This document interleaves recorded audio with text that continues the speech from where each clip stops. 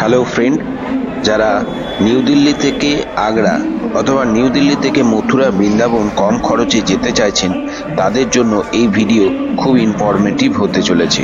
নমস্কার বন্ধুরা, অদ্রিজা এক্সক্লুসিভে আরও একবার তোমাদের সবাইকে স্বাগত জানাই নতুন দিল্লি রেলওয়ে স্টেশন থেকে।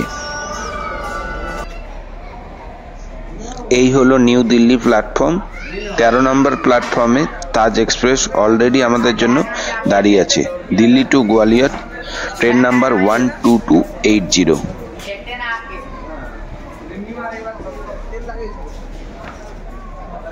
নিউ দিল্লি থেকে এই ট্রেন সকাল 6:55 বেশিরভাগ দিন ছাড়ে, আর এই ট্রেন রোজই চলাচল করে। আপনি যদি এমার্জেন্সি বা তৎকাল টিকিট আপনি যদি বুকিং করতে চান, তাহলে আপনি তার আগের দিন সেকেন্ড সিটিংয়ের জন্য সকাল 11টায়, আর যদি আপনি চেয়ার কার টিকিট বুকিং করেন সেক্ষেত্রে সকাল 10টায় তৎকাল টিকিট করতে পারবেন। আর রোজই চলে এই ট্রেন, রোজই চলে। এই যে এখন আপনারা যেটা দেখছেন, এটা হচ্ছে সেকেন্ড সিটিং অ্যারেঞ্জমেন্ট। সেকেন্ড সিটিংয়ে বাঁ দিক থেকে যেগুলো রয়েছে সেগুলো হচ্ছে 3 সিটার, আর ডান দিক থেকে 2 সিটার। মাঝখানে একটা করে সেন্টার টেবিল দেওয়া আছে। লেগ স্পেসও অনেকটা লেগ স্পেস রয়েছে বসার জন্য।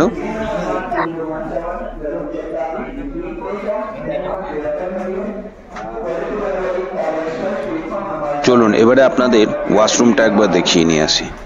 একটা ডাস্টবিন, মিরর, বেসিন, আর এই হলো বাথরুম।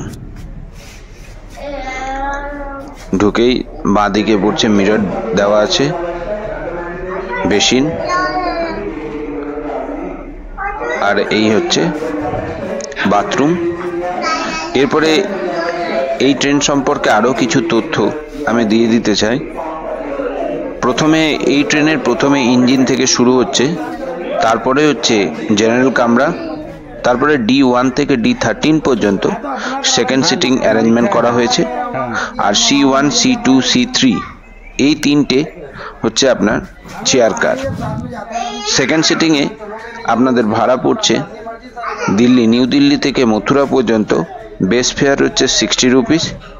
আর আপনার যদি চেয়ার কার ব্যবহার করেন, মানে চেয়ার কারের টিকিট বুকিং করেন, সেক্ষেত্রে আপনার 205 টাকা পড়বে। আর আপনারা যদি নিউ দিল্লি থেকে আগ্রা আসেন, সেক্ষেত্রে আপনাদের বেস ফেয়ার পড়বে সেকেন্ড সিটিং এর জন্য 105 টাকা। আর এই যে এগুলো হচ্ছে চেয়ার কার, এগুলোর জন্য আপনাদের ভাড়া পড়বে 383 টাকা। সেকেন্ড সিটিং এ আপনাদেরকে আগেই বলেছি 3 সিটার আর 2 সিটার, ঠিক সেইরকমই চেয়ার কারেও কিন্তু এই পাশটা দেখুন 3 সিটার আর এগুলো 2 সিটার। সুবিধা কি, সেকেন্ড সিটিং এর থেকে একটু আরাম আরো বেশি পাবেন। আর এগুলো পুরোটাই কিন্তু এসি, ঠিক আছে। আর ভাড়াটা কিন্তু আপনার এরকম পড়বে।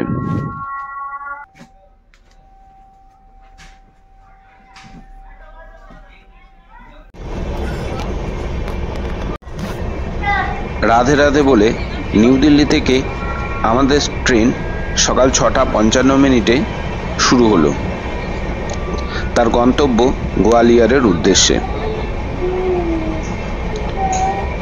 নিউ দিল্লি থেকে শুরু করার পর তার প্রথম স্টেশন পড়বে হজরত নিজামুদ্দিন, মাত্র 8 কিলোমিটার দূরে। এরপরে ফরিদাবাদের পর নেক্সট স্টেশন পড়বে মথুরা। মানে আপনারা যদি মথুরা যেতে চান এই ট্রেনে করে, তাহলে হজরত নিজামুদ্দিন, ফরিদাবাদ, মাঝখানে এই দুটো স্টপেজ দেওয়া হবে। তারপরেই কিন্তু আপনার মথুরা জংশনে আপনারা নামতে পারবেন। তবে ট্রেনের স্পিড কিন্তু যেটা দেখলাম, খুব একটা বেশি স্পিড নেই। জায়গায় জায়গায় কিন্তু সিগন্যালের কারণে হঠাৎ করে দাঁড়িয়ে যাচ্ছিল। আর মোটামুটি নির্দিষ্ট যে সময়, অর্থাৎ মথুরাতে 8:35 নামার সময়, আর সেই নির্দিষ্ট সময় থেকে মোটামুটি ধরে নিন 43, 44, 45 মিনিট করে লেট করে 9:15, 20 নাগাদ আমরা মথুরা পৌঁছেছি।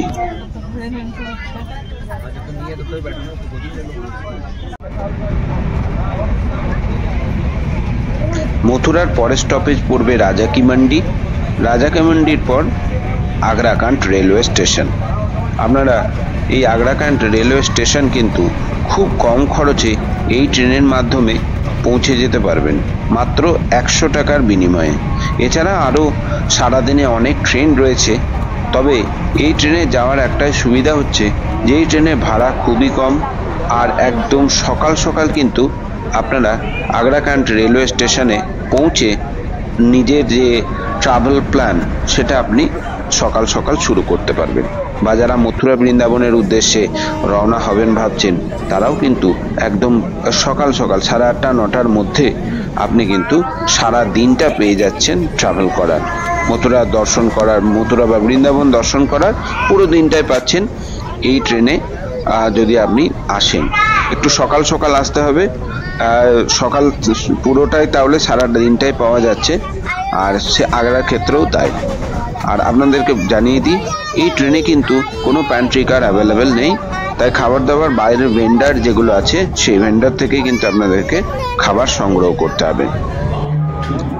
আমি এই মুহূর্তে মথুরা স্টেশনে পৌঁছে গিয়েছি। 9টা ঘড়িতে তখন 9টা 15-20 বাজছিল। মথুরা প্ল্যাটফর্ম নম্বর 1-এ কিন্তু আপনাদের এই ট্রেন এসে দাঁড়াবে, আর এই 1 নম্বর প্ল্যাটফর্ম দিয়ে আপনাদের বাইরে যেতে হবে।